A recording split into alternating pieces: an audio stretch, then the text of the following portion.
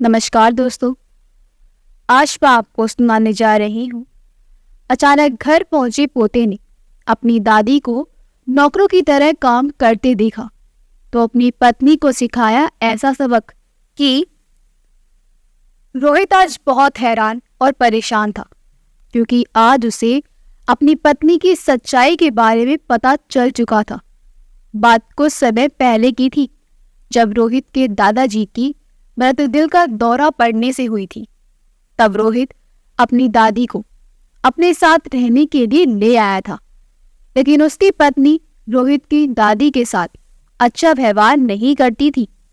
लेकिन रोहित अपनी दादी पर जान छिड़कता था, क्योंकि जब रोहित छोटा था तब उसके मम्मी पापा का कार से एक्सीडेंट हो गया था और वह इस दुनिया को छोड़कर चले गए थे। तब से रोहित की दादी ने ही उन्हें पाल पोस कर बड़ा किया था। आज रोहित सुबह जल्दी दुकान चला गया था, लेकिन उसे अचानक याद आया कि वह अपना मोबाइल घर पर ही भूल गया है। इसलिए थोड़ी देर बाद मोबाइल लेने के लिए घर वापस लौट आया। लेकिन जैसे ही घर लौटे तो उनके कानों से कुछ आवाज आई। ये कड़कड़ाती हुई आवाज उसकी पत्नी मीरा की थी। मीरा कह रही थी, बुढ़िया, मेरे लिए गर्मा गर्म चाय बनाकर ला, और बाकी का काम किया या नहीं? तभी कमला जी अपनी कमर पर हाथ रखते हुए बोली, बहू, रसोई का काम तो मैं निपटा चुकी हूँ, लेकिन झाड़ू पोंछा मुझसे नहीं किया जाएगा। आज मेरी कमर में बहुत ज्यादा दर्द हो रहा है। तभी बहू बोली, कोई काम तो तुझसे किया जाता नहीं। हम लोगों का ही दिमाग खराब है, जो तुझे अपने घर में भी रखे और तेरी दवाइयों का भी खर्च उठाए, और तुझसे घर का थोड़ा सा काम भी नहीं किया जाता। अगर इतनी ही परेशानी है तो चली क्यों नहीं जाती यहाँ से? बहू की बात का जवाब देना कमला जी ने सही नहीं समझा और चुपचाप आंखों में आंसू लिए रसोई घर की तरफ चली गई। तभी अपने कमरे में जाते जाते मीरा ने आवाज लगाई, अब जरा जल्दी जल्दी हाथ चला, फिर से कमर दर्द का बहाना बनाकर बैठ मत जाना। ये बात सुनते ही रोहित को अपने कानों पर यकीन नहीं हुआ। अपनी दादी माँ की ऐसी दशा देखकर उसकी आंखों से आंसू आ गए। इतने दर्द के बावजूद भी कमला जी लगातार काम करती जा रही थी। तभी उनके कंधे पर किसी ने हाथ रखा। पीछे मुड़कर देखा तो उनका पोता रोहित खड़ा था। उसे देखते ही कमला जी की आंखों में आंसू बह निकले, लेकिन फिर उसी समय अपनी झूठी मुस्कान के पीछे अपने आंसू छुपाते हुए कमला जी बोली, अरे बेटा, तुम कब आए? लेकिन रोहित भरी आंखों से अपनी दादी माँ को देखता जा रहा था। कमला जी बोली, क्या हुआ बेटा, मुझे ऐसे क्यों देख रहे हो? तभी रोते हुए रोहित बोला, दादी माँ, आपने मुझे बताया क्यों नहीं कि इस घर में रहते हुए आपको इतना कुछ झेलना पड़ रहा है? क्या आपको अपनी परवरिश पर भरोसा नहीं है, जो मुझसे इतनी बड़ी बात आपने छुपाई? कहते हुए रोहित फूट फूट कर रोने लगा और अपनी दादी माँ को गले लगाता हुआ बोला, बस दादी माँ, अब बहुत हो चुका। ऐसा करते हुए उसने अपनी दादी माँ के आंसू पोंछे। तभी कमरे से मीरा गुस्से से चिल्लाते हुए बोली, खाना बना या नहीं, या फिर से अपनी कमर का बहाना करके बैठी हैं? ऐसा कहते हुए रसोई की तरफ आई, लेकिन सामने अपने पति रोहित को देखते ही मीरा के पैरों तले जमीन खिसक गई। करीब 6 साल पहले की बात है, जब कमला जी और रामेश्वर जी अपने पोते रोहित की शादी मीरा से करके उसे अपने घर की बहू बनाकर लाए थे। उस समय तो कमला जी और रामेश्वर जी बहुत खुश थे, ये सोचकर कि बहू के आने से अब घर में रौनक हो जाएगी। लेकिन ये खुशी ज्यादा दिनों तक ना रही, क्योंकि उनकी बहू जैसे तो कोई लक्षण थे ही नहीं। वह तो अपने घमंड में ही रहती थी, क्योंकि वह अमीर बाप की बिगड़ैल बेटी थी। छोटा सा परिवार होने के बावजूद भी मीरा को किसी से कुछ लेना देना ही नहीं था। घर का काम करने में उसका मन नहीं लगता था। दिन भर घूमना फिरना, शॉपिंग करना या फिर पार्टियों में जाना, बस यही उसे अच्छा लगता था। कमला जी और रामेश्वर जी को ये सब पसंद नहीं था। लेकिन फिर भी उन्होंने कुछ नहीं कहा, ये सोचकर कि अभी बच्ची है, धीरे धीरे उसे समझ आ जाएगा। लेकिन यदि रोहित उसे समझाने लगता तो वह उससे लड़ने को भी तैयार हो जाती। इसलिए घर का माहौल भी बिल्कुल खराब हो चुका था। धीरे धीरे समय बीतने लगा और अब उसे और इस तरह उनकी शादी को कई महीने बीत चुके थे। एक दिन तो रात के 12 बजने को आए, लेकिन मीरा अभी तक घर नहीं लौटी थी। रामेश्वर जी और कमला जी परेशानी में इधर उधर घूम रहे थे, बार बार घड़ी की तरफ देख रहे थे।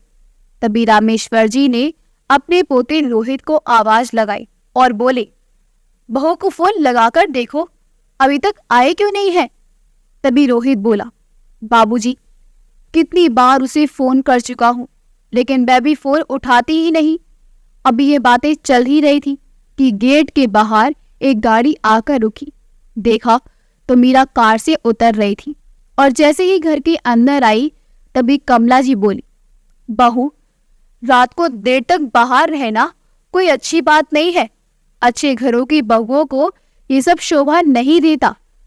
आप मेरी जिंदगी में दखल ना दे तो अच्छा रहेगा। अपना भला बुरा मैं अच्छे से जानती हूँ, ये मुझे आपसे सीखने की जरूरत नहीं है।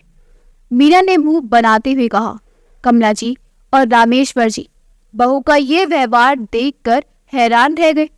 पत्नी की ये सब बातें सुनकर रोहित बोला, तुम्हारी हिम्मत कैसे हुई मेरी दादी माँ से इस तरह बात करने की। फिर क्या था, उस रात मीरा ने घर में हंगामा खड़ा कर दिया। उसकी आवाज आस पड़ोस के सभी लोग सुन रहे थे और उस दिन के बाद से उसने इस घर में न रहने की जिद पकड़ ली। आए दिन अपने पति रोहित से केवल एक ही शिकायत करती कि मुझे इस छोटे से घर में रहना पसंद नहीं है, ये घर मुझे पसंद नहीं है। प्राइवेसी नाम की भी तो कोई चीज होती है। ये कहते हुए मीरा पैर पटकते हुए अपने कमरे में चली गई। धीरे धीरे बहू का बर्ताव और खराब हो गया, लेकिन अब रोहित की दुकान बहुत अच्छी चल रही थी। एक दिन शाम को रोहित घर लौटा तो मिठाई का डब्बा साथ में लेकर आया और बोला, दादाजी, दादाजी, आप लोग कहाँ हैं। जब अंदर आया तो अपनी दादी माँ के मुंह में मिठाई डालते हुए बोला, दादी माँ, आज हमारे लिए बहुत खुशी का दिन है। आज मैंने बहुत बड़ा घर खरीद लिया है। अब हम उस घर से एक साथ रहेंगे और मीरा को भी कोई शिकायत नहीं होगी। आज रोहित को कितनी खुशी हो रही थी, उससे कहीं ज्यादा खुशी कमला जी और रामेश्वर जी को हो गई थी। उनके पोते ने अपनी मेहनत की कमाई से इतने बड़े शहर में बड़ा घर खरीदा और ये सब बात सुनकर मीरा की तो खुशी का ठिकाना ही नहीं था। कमला जी और रामेश्वर जी भगवान का शुक्रिया अदा करने के लिए, भगवान का प्रसाद चढ़ाने के लिए मंदिर चले गए। आखिर इससे ज्यादा खुशी की बात उनके लिए क्या हो सकती थी। लेकिन मीरा के दिमाग में तो कुछ और ही चल रहा था। रोहित हाथ मुंह धोकर डाइनिंग टेबल पर बैठा। इतने में मीरा बोली, अपने नए घर में ज्यादा सामान लेकर जाने की जरूरत नहीं है, जितनी जरूरत का होगा उतना ही लेकर जाएंगे। वैसे दादी माँ और दादाजी तो इसी घर में रहेंगे, जब जिस चीज की जरूरत होगी हम यहाँ से ले जाया करेंगे। पत्नी की ये बात सुनकर रोहित की हैरानी का ठिकाना न रहा। रोहित बोला, ये तुम क्या कह रही हो, मेरी दादी माँ और दादाजी यहाँ क्यों रहेंगे। मैं उनका इकलौता पोता हूँ और उनसे अलग नहीं रहूंगा। देखिए जी, मुझे नहीं लगता कि वे दोनों ये घर छोड़कर अपने पोते के घर जाना चाहेंगे, और यदि आपको कोई परेशानी है तो आप उन्होंने नए घर से ले चलो, लेकिन फिर मुझसे कोई उम्मीद मत रखना कि मैं उनकी सेवा करूंगी। मीरा ने कितने स्पष्ट शब्द से अपनी बात कह दी तो रोहित उसे हैरानी से देखता रह गया। और उधर कमला जी और रामेश्वर जी भी मंदिर से वापस लौट आए थे। पोता और बहू के बीच की सारी बातें उन्हें सुन ली थी। तभी रामेश्वर जी अंदर आए और बोले, बेटा, घर से तुम लोग जाओ, हम यहाँ इस अपने घर में ही रह लेंगे। फिर बहू की ओर देखते हुए रामेश्वर जी बोले, और हाँ, इस उम्र के हबी हमारे हाथ पैर चलते हैं, इसलिए हमारी जिम्मेदारी लेने के किसी को कोई जरूरत नहीं है। एक दूसरे के लिए हम दोनों ही काफी हैं। तुम्हारी पत्नी को उनका नया घर मुबारक हो। गुस्से में रामेश्वर जी ने कहा तो रोहित ने देखा कि उसके दादाजी का चेहरा गुस्से से लाल हो चुका था। आज तक रोहित ने अपने दादाजी को इतने गुस्से में कभी नहीं देखा था। उसी समय रोते हुए उसने अपने दादाजी के पैर पकड़ लिए और बोला, दादाजी, आपने तो अपनी बात कह दी और मीरा ने भी अपनी बात कह दी, लेकिन मेरे बारे में तो किसी ने सोचा ही नहीं। मैं आप लोगों से दूर कैसे रहूंगा। अपने पोते को रोता देखकर रामेश्वर जी और कमला जी की आंखों से भी आंसू बहने लगे। तभी कमला जी ने उसे उठाया और अपने गले से लगाते हुए बोली, दिल छोटा मत करो बेटा, हम लोग एक शहर में तो हैं, जब मन करे मिलने आ जाना, लेकिन दिन में एक बार फोन करके अपनी आवाज जरूर सुना देना। तेरे बूढ़े दादा दादी उसी से खुश हो जाएंगे। लेकिन रोहित नहीं माना। नहीं दादाजी, मैंने फैसला कर लिया है, मैं आपको छोड़कर कहीं नहीं जाऊंगा। तभी मेरा बेशर्मी से बोली, तुम्हें तो बस अपने दादा की फिक्र है, मेरी इच्छा तो तुम्हारे लिए कुछ मायने ही नहीं रखती। इतना तो इन लोगों को भी समझना चाहिए कि अपने पोता बहू की खुशी में ही अपनी खुशी देखे। और मैंने तुम्हें पहले ही कहा था कि मुझे प्राइवेसी चाहिए। अब मैं तुम्हारे गवार दादा को और नहीं झेल सकती। इतनी बात सुनते ही रोहित का गुस्सा 7वें आसमान पर पहुंच गया और मीरा पर हाथ उठाने वाला था तो तुरंत रामेश्वर जी ने उसका हाथ पकड़ लिया। फिर अपने पोते के सामने हाथ जोड़ते हुए बोले, बेटा, मेरी विनती है कि तुम लोग यहाँ से चले जाओ। हमारे कारण तुम अपनी गृहस्थी खराब मत करो। मैं तो बस इतना चाहता हूँ कि तुम लोग हंसी खुशी से रहो। तुम्हारा रिश्ता खराब होते हुए देख कर तो हमें भी चैन नहीं मिलेगा। ऐसा कहते हुए रामेश्वर जी ने अपने पोते को अपने सीने से लगा लिया। रोहित और उसके दादा और दादी तीनों की आंखों में आंसू थे। वही मीरा ये सोचकर खुश थी कि आखिरकार उसकी चाल कामयाब हो ही गई। बस फिर क्या था, 20 दिनों के बाद रोहित और मीरा नए घर में शिफ्ट हो गए। अपने नए घर में आकर मीरा बहुत खुश थी, लेकिन रोहित अलग रहते हुए भी अपने दादा का खूब ख्याल रखता। हर रोज फोन करके अपने दादा दादी से बात करता, उनका हालचाल पूछता और हर सप्ताह उनकी जरूरत का सामान लेकर आ जाता और अपनी दादी और दादा के साथ कुछ समय बिताता। इसके दादा को कभी भी कोई भी काम होता तो उसी समय हाजिर हो जाता। रामेश्वर जी को हार्ट की बीमारी थी, इसलिए उन्हें हर हफ्ते डॉक्टर के पास भी दिखाने के लिए ले जाता था। कभी कभी दिल करता तो अपनी दादी के हाथों का खाना खाने भी अचानक पहुंच जाता और पूरा दिन अपने दादा दादी के साथ बिताता। जिस दिन पोता उसके पास होता उस दिन तो कमला जी रामेश्वर जी का चेहरा गुलाब की तरह खिल जाता। वह दिन तो उन्हें किसी त्योहार से कम नहीं लगता था। एक दिन जब रामेश्वर जी बाजार से घर लौटे तो कमला जी रसोई घर में खाना बना रही थी। अरे कमला, खाने की कितनी अच्छी खुशबू आ रही है, पूरा घर महक रहा है। क्या क्या बनाया है, जरा हम भी तो देखें। रसोई घर में जाकर खाना बनाते हुए कमला जी से रामेश्वर जी बोले और रसोई घर में बने तरह तरह के पकवान देखने लगे। क्या बात है कमला, इतना कुछ पकाकर रखा है जैसे आज कोई त्योहार हो, लेकिन खाने वाले तो हम 2 ही लोग हैं। और ये देखो, मशरूम की सब्जी, गाजर का हलवा, साथ में मनपसंद कचौड़ी और रसमलाई भी बनाई है। लेकिन ये तो बताओ, आज हम पर इतनी मेहरबानी कैसे हो रही है। रामेश्वर जी की बात सुनकर कमला जी मुस्कुराने लगी और फिर बनावटी अंदाज में बोली, अरे आप भी ना हमेशा भूल जाते हैं कि मेरे लिए त्योहार से भी ज्यादा मायने कौन सा दिन रखता है। दरअसल कल रोहित का फोन आया था और बता रहा था कि वह आज हम लोगों से मिलने आएगा। इसलिए सोचा कि उसकी पसंद की सब्जियों के साथ साथ कचौड़ी और रसमलाई भी बना लूं। उसे पसंद है ना मेरे हाथ के बने ये पकवान। पोते का नाम सुनते ही रामेश्वर जी के चेहरे से मुस्कुराहट गायब हो गई। तभी कमला जी बोली, जरा खाकर तो बताइए कैसी बनी है कचौड़ी? कमला जी ने जैसे ही कचौड़ी की प्लेट रामेश्वर जी की तरफ की तो अपनी पत्नी का दिल रखने के लिए रामेश्वर जी उसमें से एक कचौड़ी उठाई और उदास होते हुए रसोई घर के दरवाजे से सड़क कर खड़े हो गए। उनके मुस्कुराते हुए चेहरे पर अचानक दुख के भाव आ गए थे, शरीर में जैसे जान ही ना हो। कमला जी के चेहरे की तरफ देखते हुए भावुक होते हुए बोली, कमला, एक बात बताओ, शादी के बाद बच्चे माँ बाप से दूर क्यों चले जाते हैं? क्या उनके जीवन में माता पिता की कोई आवश्यकता नहीं रह जाती? ऐसा कहते हुए आंगन में रखी कुर्सी पर जाकर बैठ गए और पास में रखा अखबार उठाकर पढ़ने का दिखावा करने लगे। कमला जी उनके दिल का हाल जानती थी। अपने पति का मूड ठीक करने के लिए उन्होंने उनकी मनपसंद बादाम वाला दूध बनाया और गर्मा गर्म दूध गिलास में डालकर ले आई और वहीं पास में रखे स्टूल पर रख दिया। फिर साड़ी के पल्लू से अपने माथे का पसीना पोंछती हुई रामेश्वर जी के पास दूसरी कुर्सी पर बैठ गई।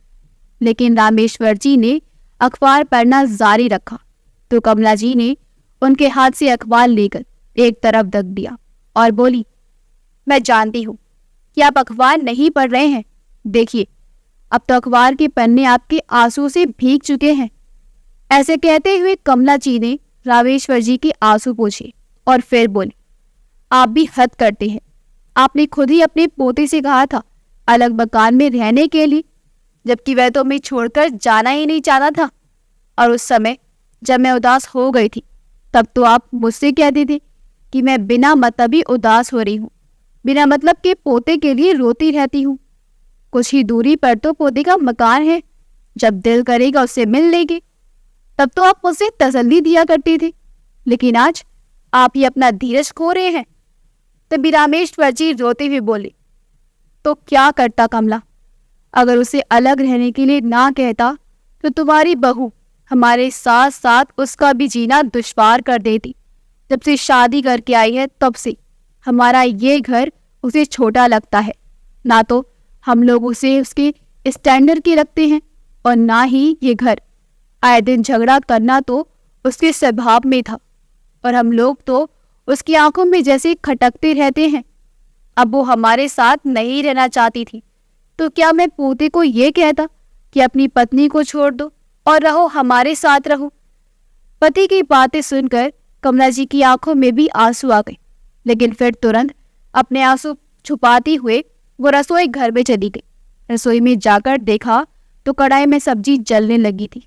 जल्दी से सब्जी की कढ़ाई उतारने के चक्कर में गरम गरम कढ़ाई को पकड़ लिया। उनकी उंगलियां जलने लगी, लेकिन वह उन्हें इतना दर्द नहीं दे रही थी जितना दर्द उन्हें वक्त ने दिया था। अचानक उनकी आंखों से आंसू बहने लगे।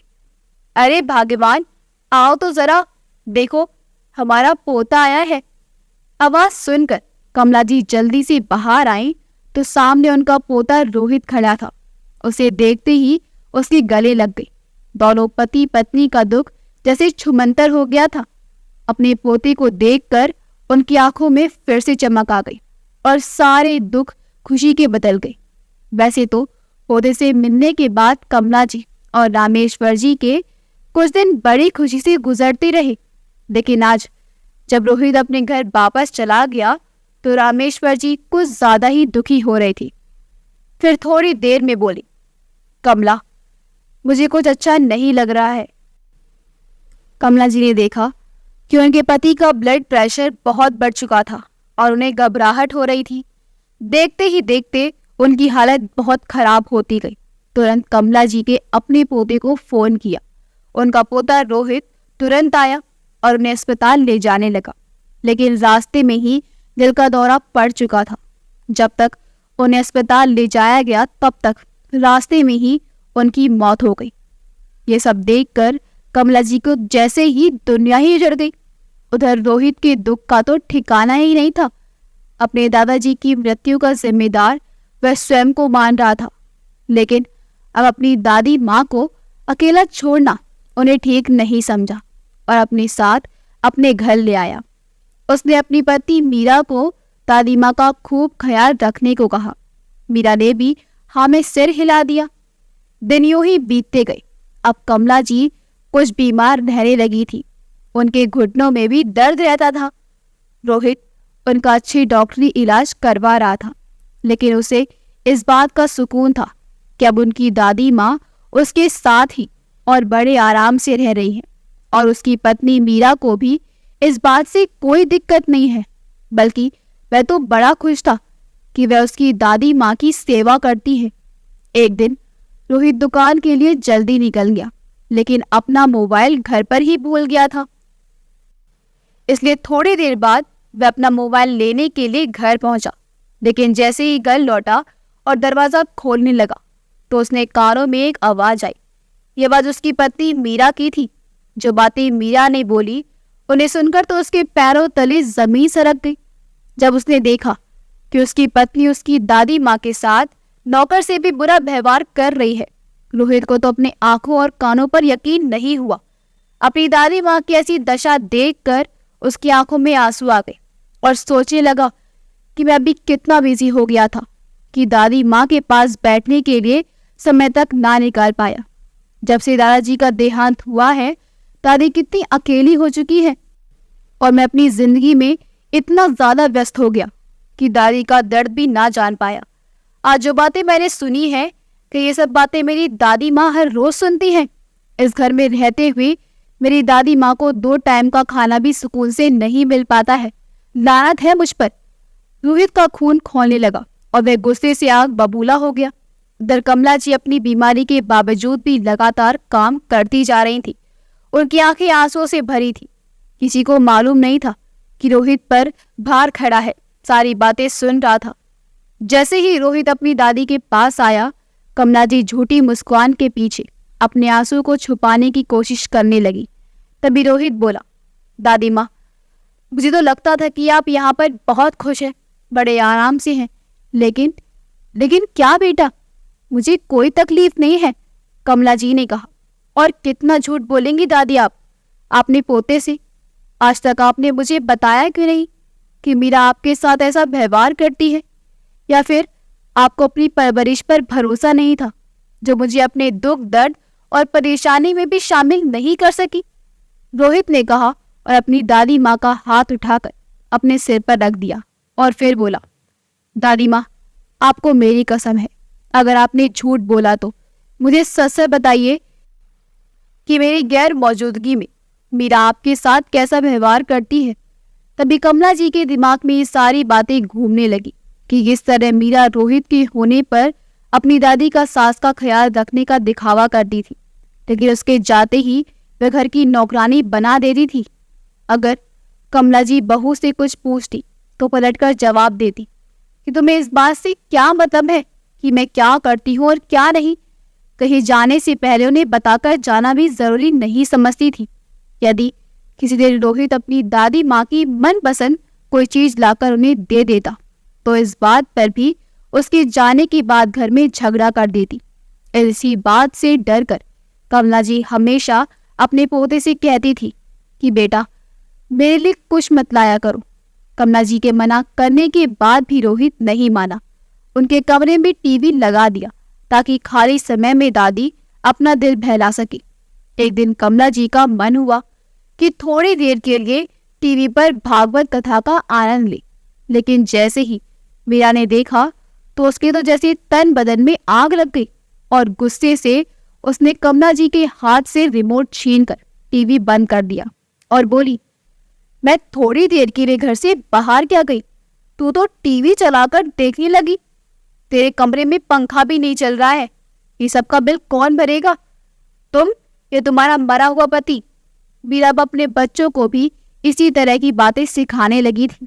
कमला जी के यहाँ रहते काफी समय हो चुका था, इसलिए आस पड़ोस की कुछ महिलाएं सहेलियां बन गई थी।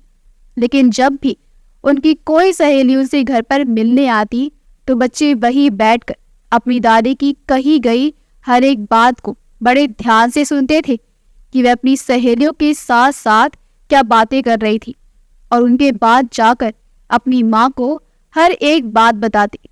जब भी मीरा अपने बच्चों से कुछ खाने का सामान मांगती तो बच्चे वो चीज उनसे छुपा कर लाते, और जब कमला जी सोने चली जाती तब खाती। एक दो बार कमला जी ने उनसे पूछा भी, बेटा क्या लेकर जा रहे हो? तो बच्चे बोले, कुछ नहीं दादी, मम्मी ने साबुन मंगवाया था, वही लेकर आए हैं। कमला जी सब कुछ समझती थी लेकिन कुछ कहती नहीं थी, परंतु बच्चों को गलत बात सिखाना उन्हें सही नहीं लगा। तो एक बार उन्होंने अपनी बहू से कह दिया कि वह बच्चों को ये गलत बातें मत सिखाया करो। अगर तुम लोग मेरे सामने भी कुछ खाओगे तो मैं तुमसे छीनकर खा नहीं लूंगी। लेकिन बहू को तो उनकी हर बात खराब ही लगती थी। गुस्से में आकर बोली, बुढ़िया, इस उम्र में इतना चटोरापन आपके लिए ठीक नहीं है। कुछ उल्टा सीधा खाएंगी तो बीमार हो जाएंगी। और वैसे भी बच्चे को क्या मालूम इन सब बातों का। आप तो बिना मतलबी बच्चों के इल्जाम लगा रही है। अक्सर रोहित के काम पर जाने के बाद मीरा अपनी सहेलियों के साथ मौज करने चली जाती थी और सारा काम कमला जी पर छोड़ जाती। और यदि वह कुछ बोलती तो उल्टी उन्हें 4 बातें सुनाने लगती थी। ये सारी बातें कमला जी ने आज तक अपने पोते से नहीं कही थी, लेकिन आज जब रोहित ने अपनी कसम दी तो वह खुद को रोक न पाई और सब कुछ अपने पोते को बता दिया। तभी कमरे में मीरा के गुस्से से चिल्लाने की आवाज आई, खाना बना या नहीं, या फिर से अपने कमर का दर्द बहाना करके लेटी हुई है। ऐसा कहते हुए मीरा चिल्लाते हुए रसोई घर की तरफ आई, लेकिन सामने अपनी पति रोहित को देखते ही उसके होश उड़ गए। इस तरह का व्यवहार देखकर रोहित का खून खौल उठा और उसने खींचकर एक तमाचा अपनी पत्नी के मुंह पर मार दिया। मीरा तुरंत चक्कर खाकर जमीन पर गिरने ही वाली थी।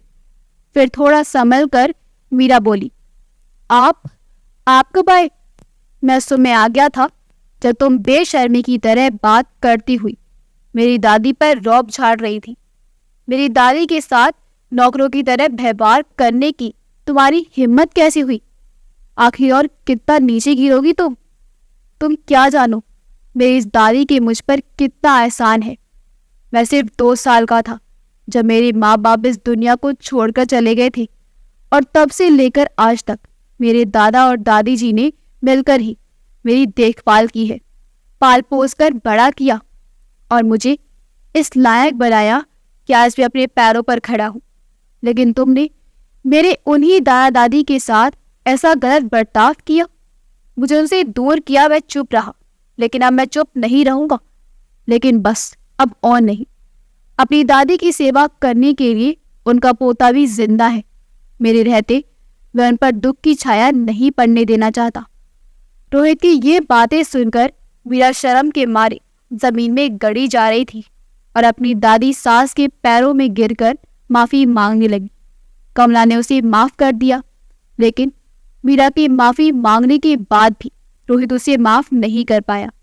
और आज करीब 16 साल के बाद वही मीरा अपने इस मकान के कमरे में अकेली पड़ी रहती थी और उसका वही बेटा जिसे उसने दादी से चीज छुपाकर लाने की गलत बात सिखाई थी, उस बात पर वह आज भी चल रहा था और अपनी पत्नी के लिए सभी चीजें अपनी माँ से छुपा कर लाता, और बिल्कुल उसी तरीके से जैसे कि उसने सिखाया था कि जब दादी के कमरे का दरवाज़ा खुला हो तो सामने से मत लाना, और अगर वह सामने भी आ जाए तो सामान को पीछे छुपा लेना।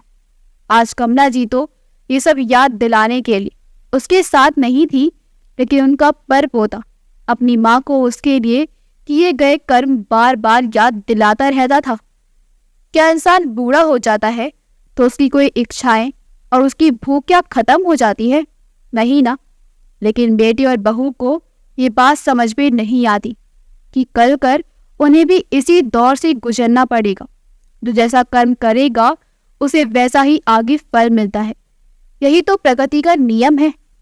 अगर आपको हमारी कहानी अच्छी लगी हो तो हमारी वीडियो को लाइक करें, शेयर करें और हमारे चैनल योगी वॉइस को सब्सक्राइब कर दें। मिलते हैं अगली वीडियो में। आपका बहुत बहुत धन्यवाद।